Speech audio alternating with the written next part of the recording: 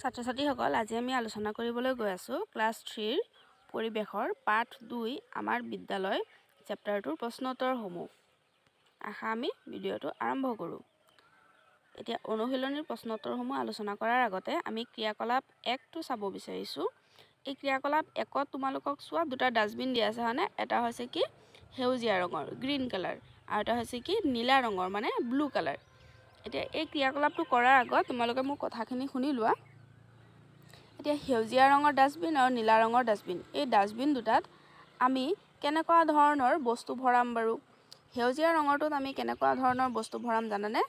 যিবিলাক ধৰি লোৱা শুকান ডালপাত, ফল-মূলৰ বাকলি, কণীৰ খোলা, শাক-পাচলিৰ আৱৰ্জনা আদি যিবোৰ বস্তু মানে গেলি পচি যায় সেইবোৰ বস্তু আমি কোনটোত ভৰাম? সেউজীয়াটোত ভৰাম।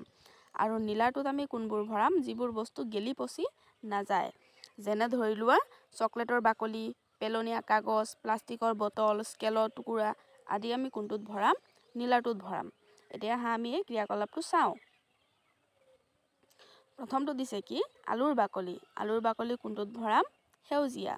প্লাষ্টিকৰ বটল কোনটোত ভৰাম? নীলা। কণীৰ খোলা কোনটোত ভৰাম? সেউজীয়া। লাইটৰ বাল্বৰ টুকুৰা কোনটোত ভৰাম? নীলা। কাপোৰৰ টুকুৰা কোনটোত ভৰাম? নীলা। পেলনীয়া কাগজ কোনটোত ভৰাম? নীলা। চিপছৰ খালী পেকেট কোনটোত ভৰাম? নীলা। শুকান গছৰ পাত কোনটোত ভৰাম? সেউজীয়া। এতিয়া আশা আমি অনুশীলনীৰ প্ৰশ্ন উত্তৰসমূহ আলোচনা কৰোঁ। অনুশীলনীত তোমালোকক 1 নম্বৰত দিছে উত্তৰ লিখা। 1ৰ ক নম্বৰ প্ৰশ্নটো দিছে দিশ কেইটা আৰু কি কি? উত্তৰটো চোৱা। দিশ প্ৰধানকৈ 4টা। পূব, পশ্চিম, উত্তৰ আৰু দক্ষিণ।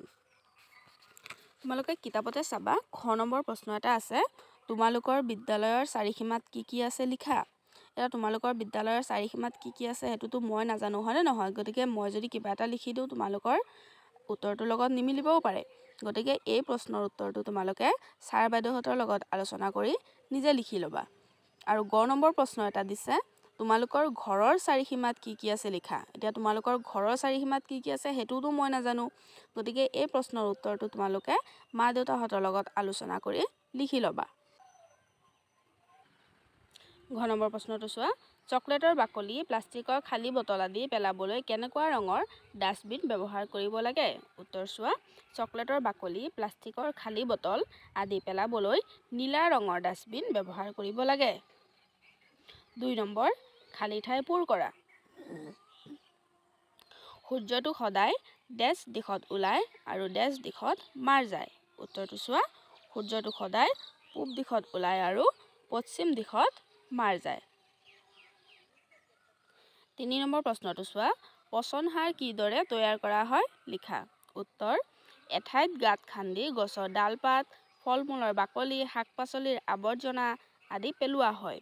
সেইবোৰ তাতে পচি সাৰ হয়। এনেদৰে পচন সাৰ তৈয়াৰ কৰা হয়। 4 নম্বৰ পেলনীয়া কাগজৰ পৰা কি কি বস্তু সাজিব পাৰি লিখা। উত্তৰ কাগজৰ সৰু বেগ, ঘৰ সজোৱা বিভিন্ন সামগ্ৰী, কাৰ্ডবৰ্ড আদি। যদি তোমালোকে ভিডিঅ'টো চাই ভাল পাইছা তেন্তে লাইক, কমেণ্ট আৰু ছাবস্ক্ৰাইব কৰিবা। Thank U.